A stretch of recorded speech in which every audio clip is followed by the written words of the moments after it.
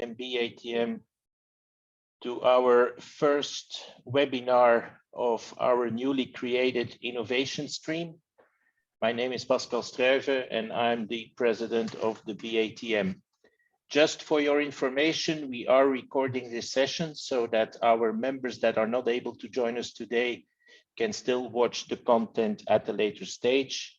If you have any questions, feel free to use the chat function and we will be more than happy to handle and ask all your questions to the presenter of this afternoon. And with this, it is my pleasure to introduce to you Scott Gillespie. Scott, thank you very much for accepting our invitation to talk about your innovation, and the floor is all yours. Thank you, Pascal. I really appreciate the BATM and the NATM giving me the opportunity to do this. And I'm excited that you're both taking the lead on introducing innovative concepts and products to your delegates. So I'm keen to put a good foot forward, but I'm really looking forward to this audience's frank feedback on this concept, right? So let's have a go. I'm going to go through a bit of a slide presentation to give everyone some context for, I think, the motivation for using a tool like this, and then we'll do a poll at some point in the middle, and then we'll share some of those results, and then we'll actually see the tool demonstrated, and we'll use Birgit. I think you've been kind to volunteer as the guinea pig for testing the tool today. So that's the agenda. Let's have a go with it, right? So here we go. A lot of this has to do with the concept, I think, pioneered by the good folks at Festive Road. Caroline Strachan in particular, I think, gets credit for catalyzing us around the idea of purposeful travel. And I'm just trying to operationalize that concept to help people travel for the right reasons. So that's really what TripTester is designed to do, right? What you're seeing here is on the left are, it's a short list of illustrative, strategically important goals that some companies, perhaps most companies, might have. And the issue that I think is remarkably common through all of these goals and other types of goals like these is this, right? You've got to get people together to solve these problems and achieve these goals. So that's the core of what we need to be thinking about, is how do we most effectively meet in order to achieve our business goals? When I think about that, I'm going to show you three strategic concerns. The first is obviously the meetings, and we're all very familiar with the issue between hybrid meetings, all virtual or all in person. And there need to be good decisions made around the mode of meeting these days, because they've got implications for all the participants. This also brings into question the issue of employee mobility, because if we're all in the same city, it's much easier to meet, of course, but if we're scattered around a country or even around the world in a truly distributed work environment, then the question of how we meet becomes even more important, because it's going to be more expensive to get people together. And then that brings up this issue too, the issue of climate. Anytime we're traveling for business, we have to recognize we have an impact on the climate. And that's something that has to be factored into the decision whether or not to hold a virtual meeting or an in-person meeting. So at the center of this, and I think we can all appreciate this, business travel's impact, because it does affect each of these three strategic concerns. So that brings us to the conundrum, the balancing that we have to do. And it's this. It's really the core question is, how much should we be traveling for any company to achieve its business goals? On one hand, if you don't travel enough, you may lose revenue. And on the other hand, if you travel too much, you're spending money unnecessarily and you're wasting profits. So there is this constant need to balance the right amount of travel for every company, and it very much depends on the company's goals. So let's go back to this illustrative list of strategically important goals. And for each of you, your firm's list of important goals would look different, but let's take this as an example. what I want to show you are two examples of how firms may develop different travel strategies to achieve their goals. So this first example, firm A, as you can see, is clearly emphasizing, they're putting the majority of their travel budget toward two of these goals, winning revenue and earning customer trust. So very customer-facing activities. And they're saying this is where we're going to put our travel budget because we think that's the best return we're going to get. And we're going to somewhat minimize the travel related to these other goals. Well, that's fine, and that may well fit firm A's objectives, but firm B could have a very different strategy, right? Firm B could say, hey, we actually need to be much more transformational at this point in time. Perhaps for the next year or two, we have to be a little bit more inward facing. We've got to work on improving our workforce. We've got some operational issues that we want to get past, and we certainly need to emphasize innovation. If the company believes those are its strategic goals, then it's going to allocate its travel budget differently. That's what we would expect, right? So that brings us to this question, and that is really, if we're going to develop strategies, travel strategies, to achieve our larger business goals, what does a good travel strategy look like? What are some markers of that? And kindly enough, we've prepared a poll for those of you that have not yet taken, and I know that about 10 of you have taken this poll already, and we'll show you the results. But at this point, Sophie, if you could open the poll, what we're asking you to do is spend just a couple of minutes and answer each of the 10 questions in the poll. Your answers will be anonymous. We also need you to keep track of your own answers, meaning you have to take 1 point for every time you answer yes to a question, and keep track of how many points you accumulate through the 10 questions, right? So Sophie, if we could go ahead and have you open the poll.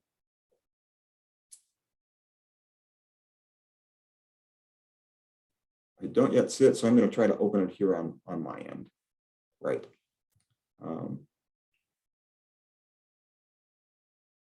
Good. Hopefully you all are seeing that. And there are 10 questions. You just need to scroll, use the right-hand margin there to scroll down as you complete each of the questions. And we will give it a little bit of time here to see how these answers come in. Now, if anyone has a question, just give me, yes. It doesn't work. So I cannot click on yes or no. I don't know if any, maybe that's because I'm a panelist and not a participant. All right, let me see if I can relaunch. For me, it's fine. As long as the participants can do it, then it's okay. Well, there have been no one has answered any of the questions, so I think it must not be working. I'm going to relaunch the poll and see if that did anything. Could we get a couple of comments in the chat box from folks if they're seeing it or not seeing it? Oh, it works. Yep, Gijs is mentioning it works. So it's there we go. I'm a panelist. Okay. Thank you. Thank you. So we'll just give this a couple of minutes as you're reading these questions. You know, we're trying, these questions are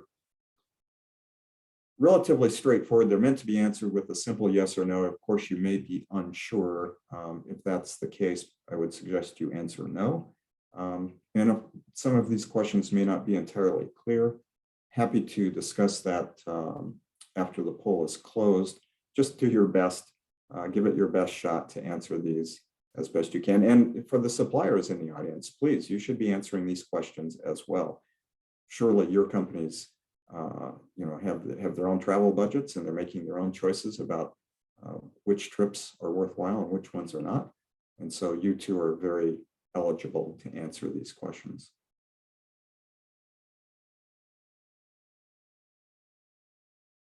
I have to say, I only see one answered question to the first one. So that concerns me that others are not able to see the poll or their answers aren't being recorded.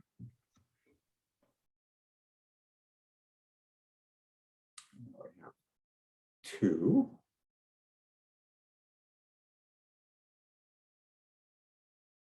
3 people have participated, now 4. Seems to be working. We are seeing results change on screen. There are 10 questions, folks, so continue to scroll down until you've answered the 10th question. And again, keep track of how many times you answered yes.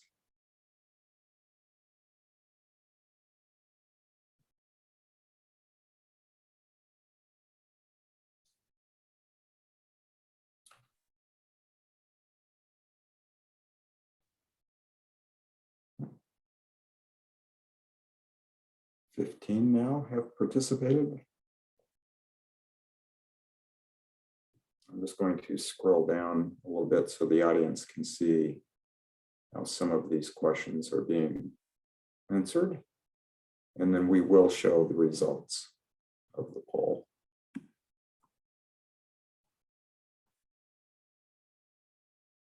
I do hope that these questions, as you're reading them, you're beginning to appreciate the opportunities that you might have to develop some conversations with your colleagues and stakeholders around these issues.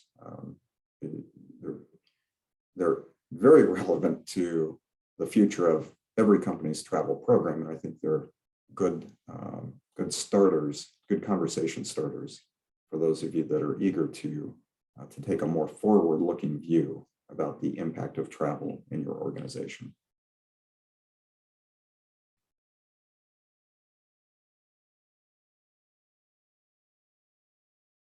We'll give this just a couple more minutes.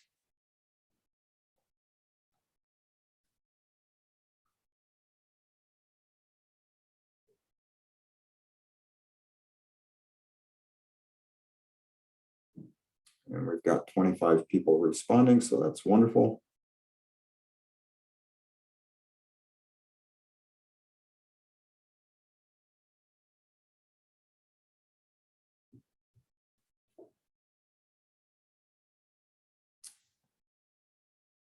All right. I know some of you may not have had a chance to complete every question, but I would kind of like us to move along here. So I'm going to give it 30 more seconds, and then we'll see the results. By the way, this form, the same question, is available on Google. Free and anonymous responses are welcome, and we'll provide the link in this PowerPoint presentation. By the way, the PowerPoint presentation, I assume Pascal and Odette will be available to the audience at some point in the future. Okay, why don't we give it, why don't we wrap the poll up? Apologies to anyone who has not yet finished the complete poll, but let's use what we've got to, yeah. All right. I think that's closed. So we'll just review the results here. So the first question here, whoops, has senior management clearly prioritized the program's top goals? And you'll notice that these goals that are listed in question 1 are not your traditional goals, right? These are the ones that are more important to the business, and yet they've got a very clear implication for how the travel program and its policies need to be shaped. 59% say yes, so that's wonderful. Odette or Sophie, if you could monitor the chat box and just throw in the questions, if you could let me know as they come in. I saw that Inga, I think, had raised her hand. Question number 2, is your travel policy intentionally designed to reduce lower value trips and improve the likelihood of your higher value trips? Again, a little over half say yes, that's wonderful. That's an important feature. My own personal belief is the cabin policy may well be the most important element of a travel program if you're looking to design a program specifically to weed out low value trips. You would have you would permit business class or first class travel, and by making the price higher, you will automatically weed out some low value trips there. So question number 3. Sorry for this.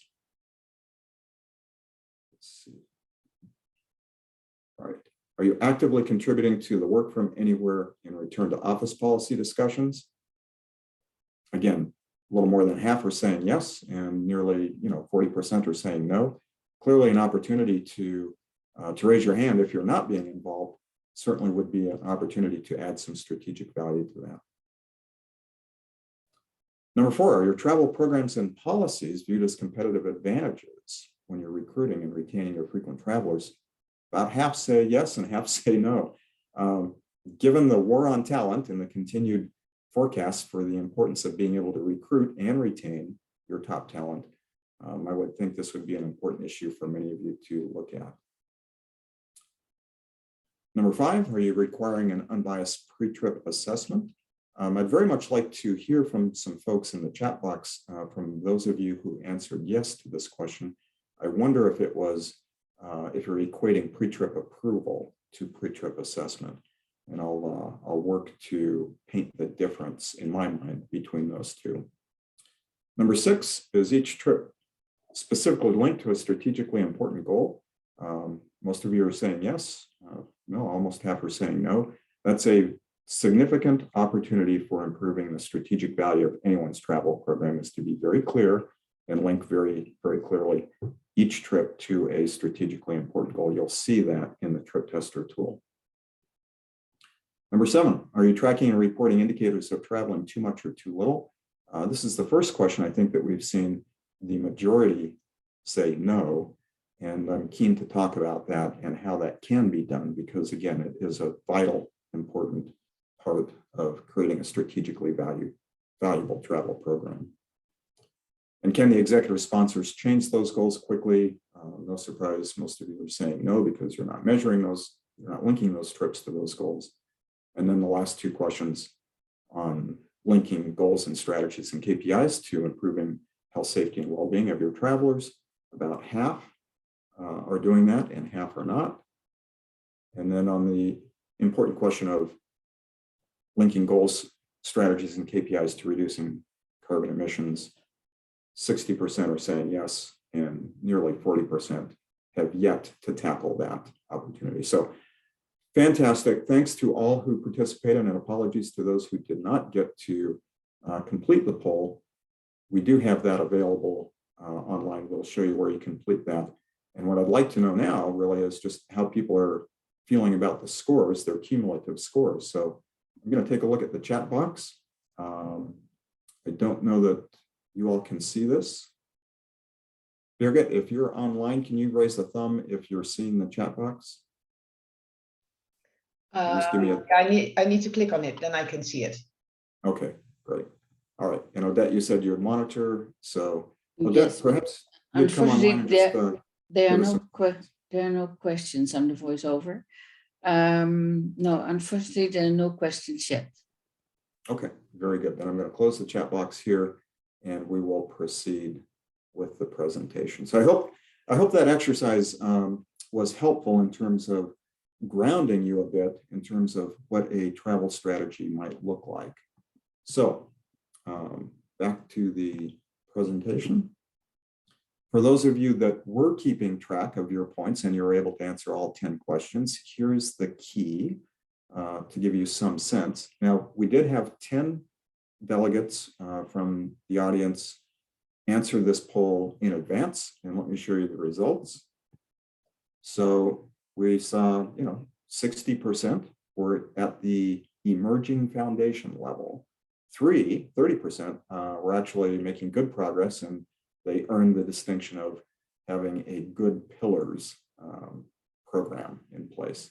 So all this does really is just help you appreciate that there is a continuum that you could strive for in order to develop a more strategically valuable travel program.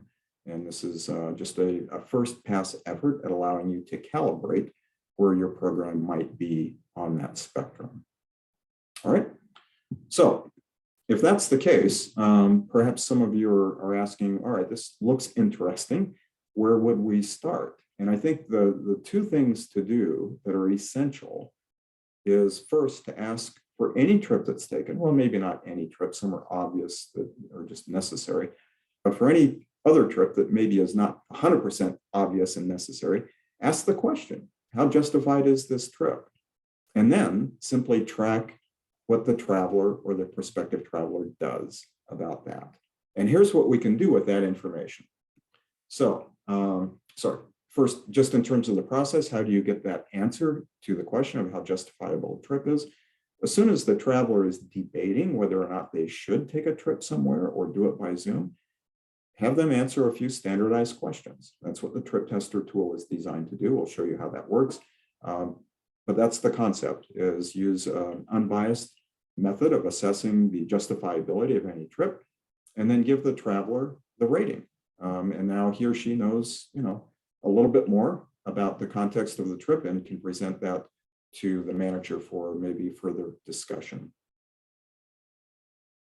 If you do these things, if you get a rating for a trip before somebody travels, and then you know whether or not they travel or attend virtually, now let's look at what we can do with those two pieces of information. If the trip is justified and the person attends in person, then that would seem to be a good use of travel. The tool says, hey, based on the answer to the questions and the way we score these things, this trip looks justified. That's the independent, unbiased view. And then the person actually decides to travel. Well, that's aligned. And so that seems to be, a good use of travel.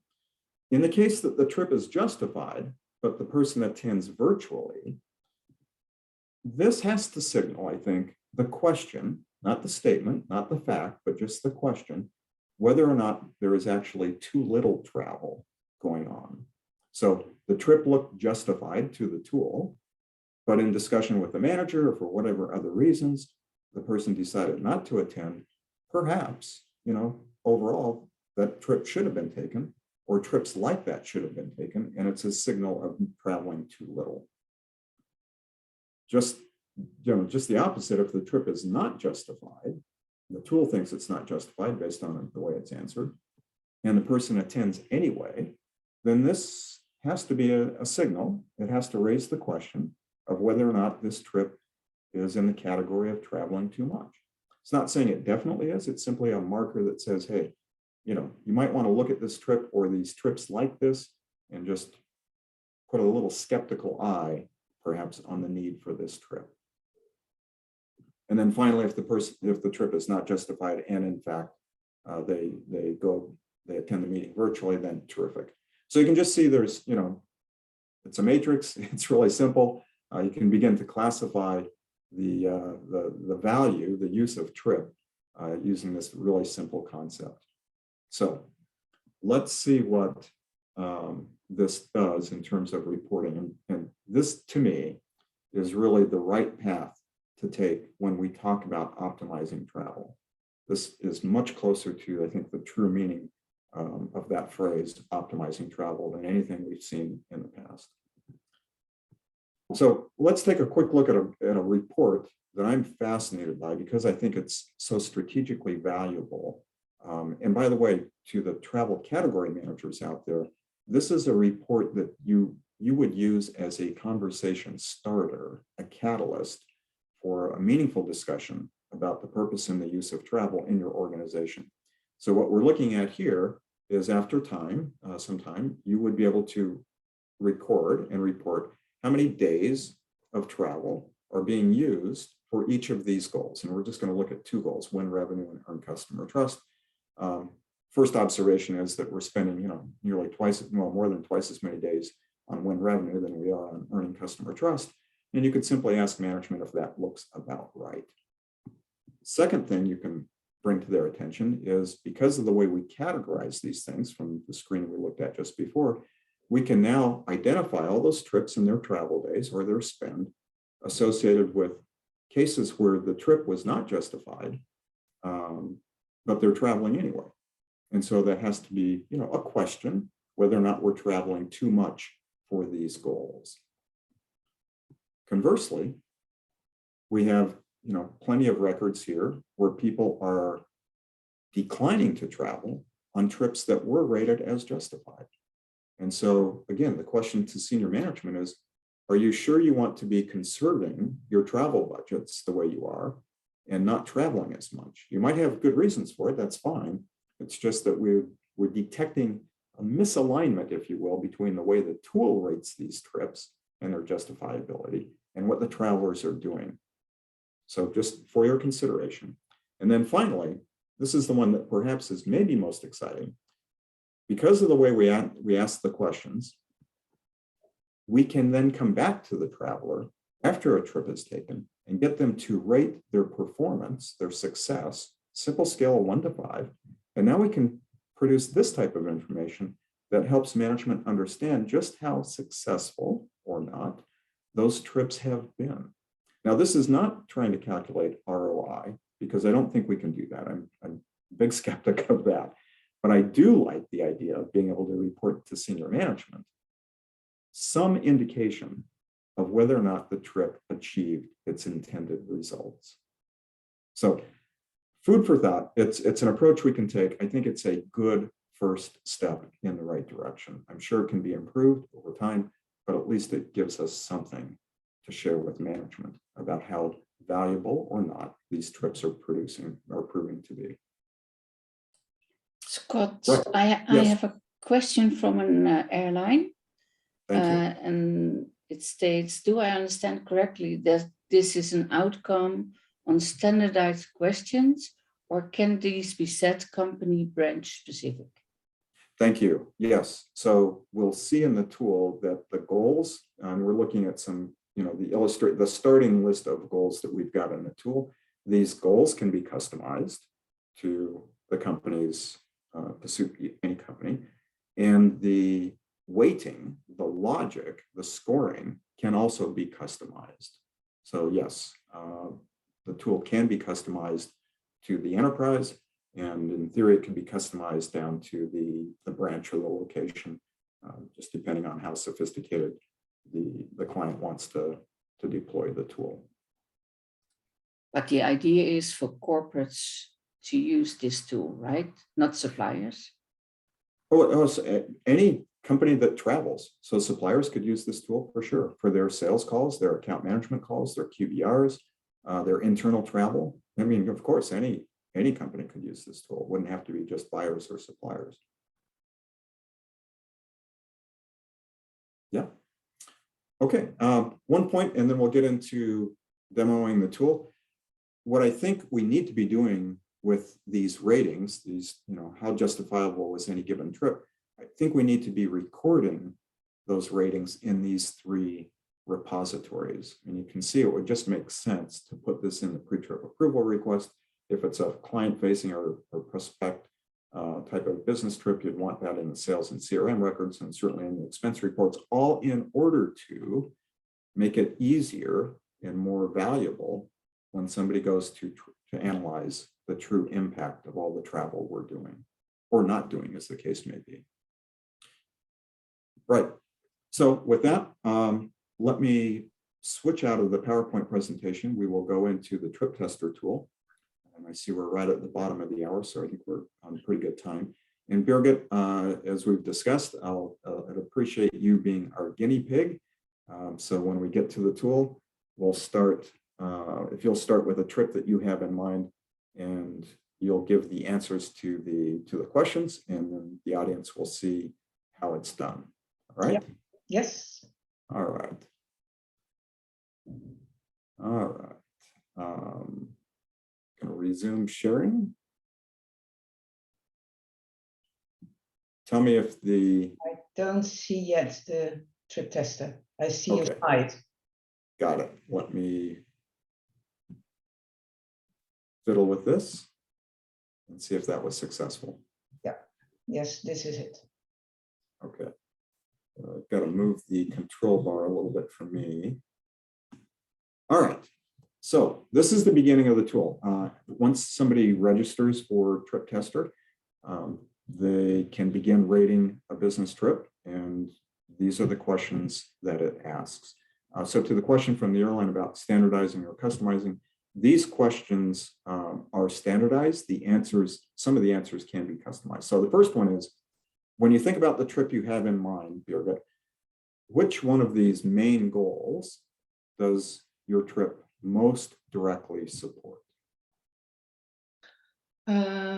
This is improve our workforce. Perfect. Okay. And in the meeting that you're intending to participate in, what is the main activity, the central activity that you expect to happen in that meeting? That would be motivate, coach, build teamwork. Perfect. Okay, great. Now, how important is this meeting? Important, Yeah, nice. according to my definitions of important. Yeah, it's such an open-ended question. Everyone will have to bring their own context to answering that question. I fully appreciate that. Now, for the people in the room, and particularly for your relationship with them, how important is it for you to build or renew your trust in relationships with those folks? That would be extremely important. Yeah, good. And then the question of, from your perspective, how important is it for you to attend in person? Very important. Yeah. Okay. On to the next few questions. We'll just give this a test. The name of the trip obviously isn't evaluated. It's not part of the rating. And the date does not matter to the rating, but we just keep it for record keeping. 2 to 3 And days. then we would ask you. Yeah. 2 to That's 3 fine. days? Yeah, 2 to 3 Good. days. Yeah, that's fine. Okay. And then perhaps an estimated cost. I would go between 1,000 and 2,000. It's a regional trip, so should be okay. Yeah. And now, how likely are you to earn a positive return on the time and cost of this trip? On the time and the cost, I would say highly likely. Good. Excellent. And then when you think about what is a good desired outcome that should be used to judge the success of this trip, what would you say? The person I'm going to meet needs to be able to handle the travel program. Okay, so again, this text is not evaluated in the scoring, the rating of the trip. So, but it is used to come back to the traveler and say, hey, you took this trip. This is what you said would be a good success criteria. How well did you succeed on a scale of 1 to 5, right? Okay, 2 more important questions here and then we're done. What are your concerns about this trip's impact on your health, safety, or well-being? I would say moderate. Yeah, okay, very good. Depending And then yeah, how committed are you to making sustainable choices on this trip? somewhat committed. I'm sorry. Yeah, understand. Honest answers are appreciated. Okay, we're done. So as you can see, that took maybe 2 minutes to complete the questionnaire. And now we can rate the trip's justifiability. And what we see is that this trip is probably not justified. And before we get into why, we just need one more question answered, and that is, you know, now that you see this, how do you plan to attend the meeting? I would still plan to go in person. Yeah, okay, perfect.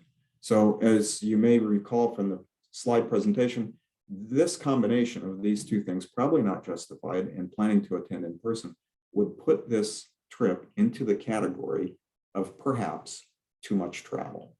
Because you're planning to travel, the trip doesn't think it's justified.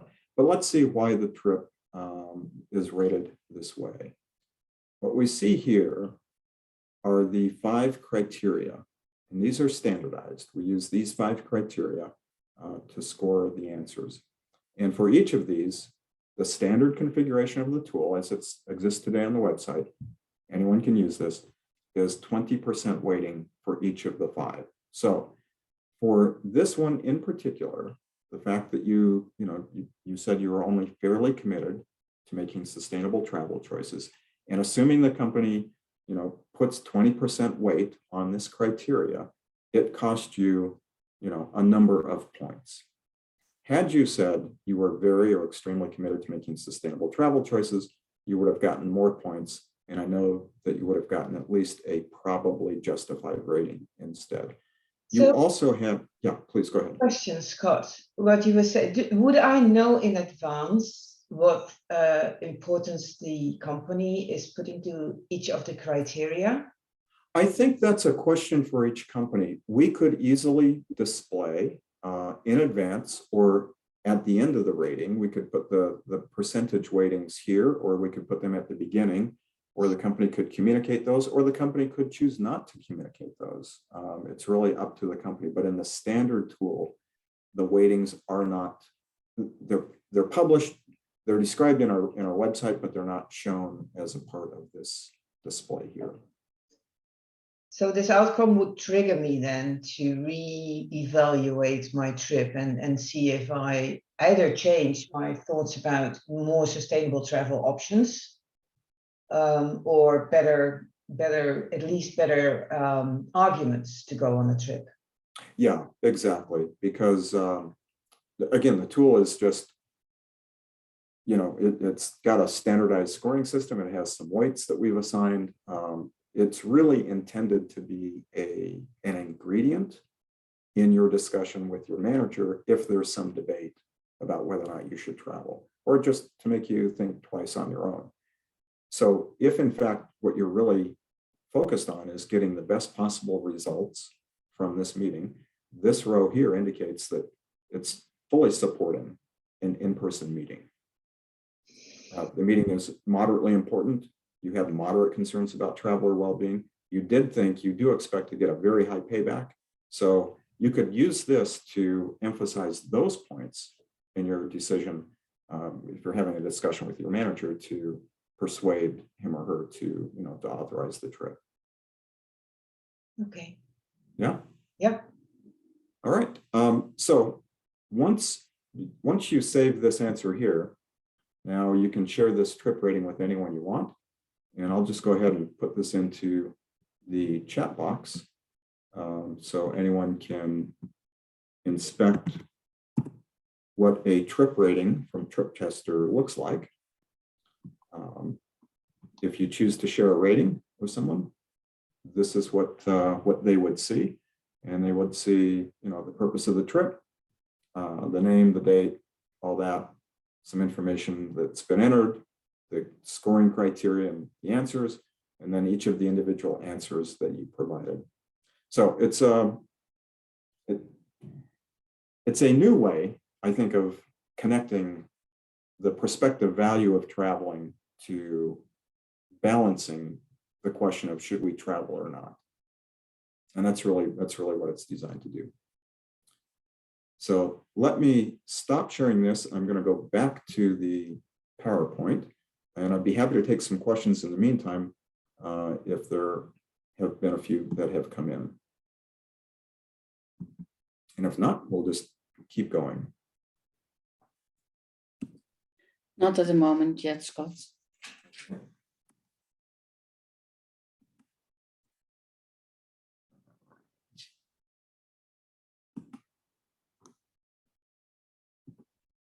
All right.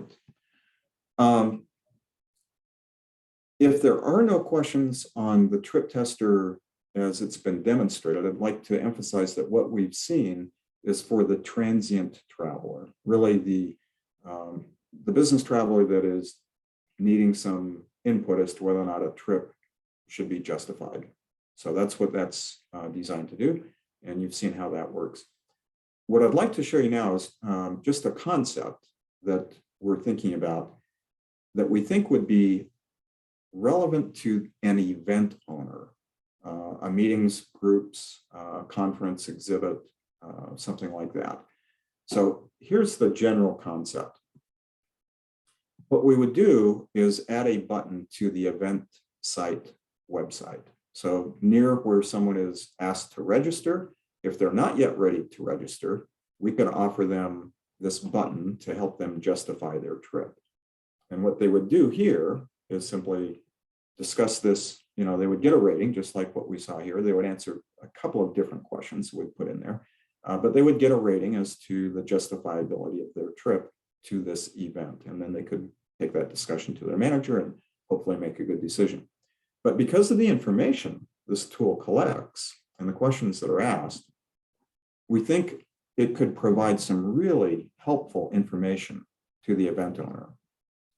both in terms of, who's likely to attend, and then some of the insights around what they're interested, why they're interested in attending, what the sources of value, and what the, their concerns might be for not attending. So I'll just pause there and see if that can maybe spark a chat comment or question. Would love just some general feedback from the audience. If the concept is clear enough, how interesting does this strike you? Is this something that you think would be helpful, or perhaps too much overhead to include on a conference or event registration page? I see a chat. Just open that up here. Oh, I see. Yeah. But that's encouraging you to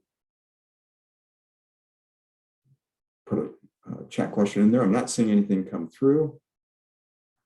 So I'll assume that people are still thinking about this. And perhaps we should just close the presentation and turn it over to Odette for more conversation. No, it's starting now to drop in. Okay. Inge is one of my members. She starts. Usually the meeting owner has already decided what type of meeting gets organized. So by the time the attendees are registering, it's too late to decide. Interesting. So yes, this would be, I think this. Sorry, whether virtual or face-to-face, she adds to it.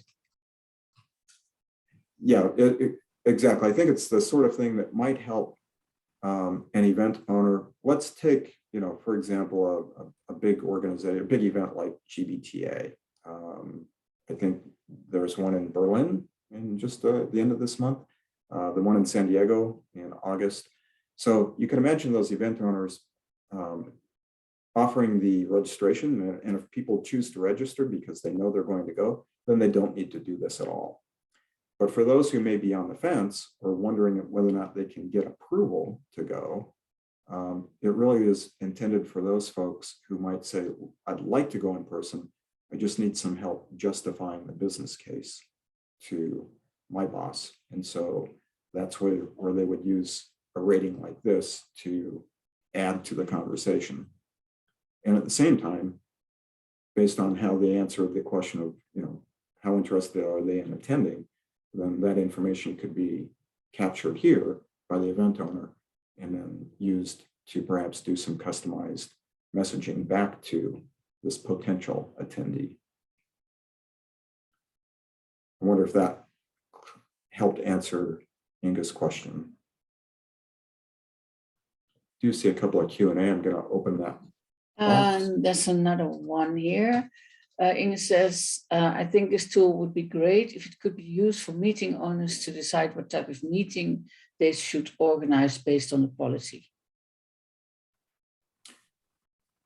Yes, in terms of, I wonder if your questioner, Odette, is thinking about the mix between virtual and in-person. So what type of hybrid meeting to have?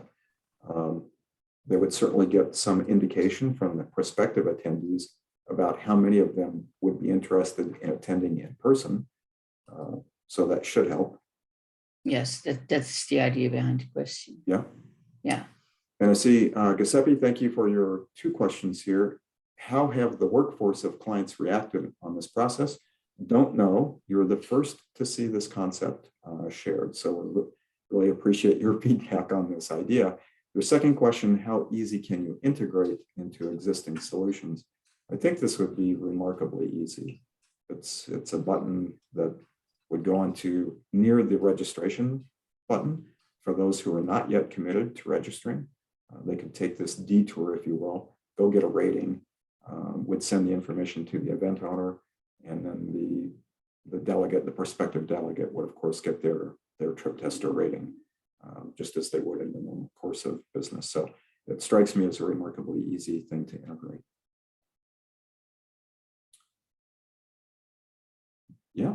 And one more question here in the chat. It says, I would probably be interested to know what mode of travel is to be used. If a traveler wants to travel, he will make sure that he has enough good reasons to convince his manager. Oh, that's interesting too. Yes, that could easily be a question to help justify the trip. You know, how would you intend to travel by rail, by air, ferry, you know, public transportation, etc. Sure. Yeah, that would be a nice addition.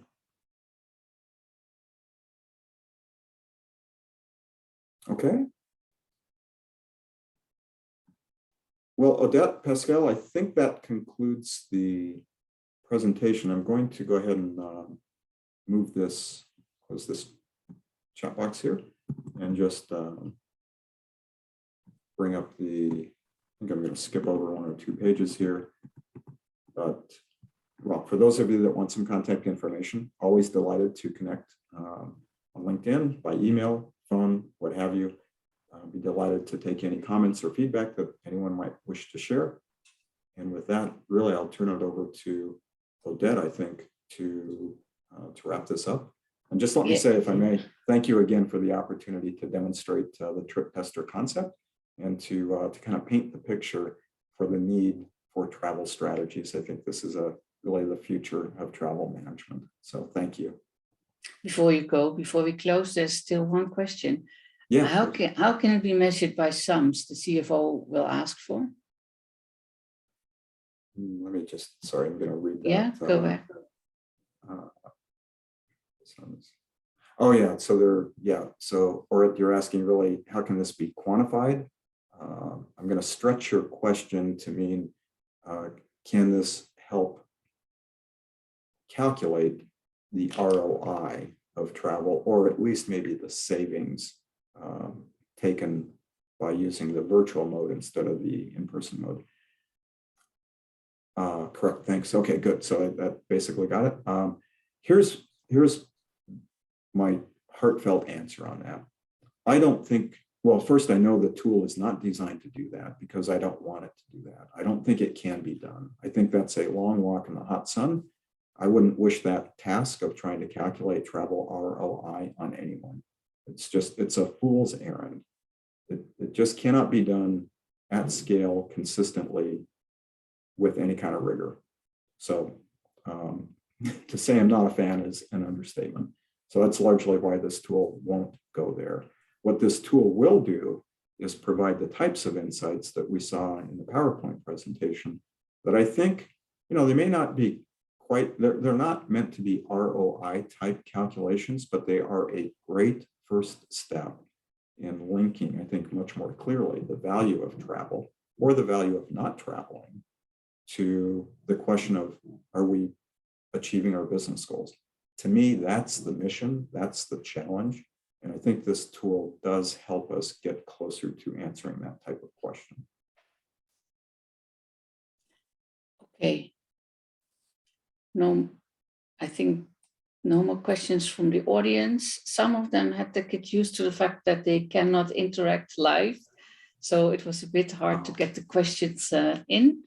Yeah. I want to thank you, Scott, for joining us and explaining an idea which we know for more than a year by now. And it's great to see how this evolves.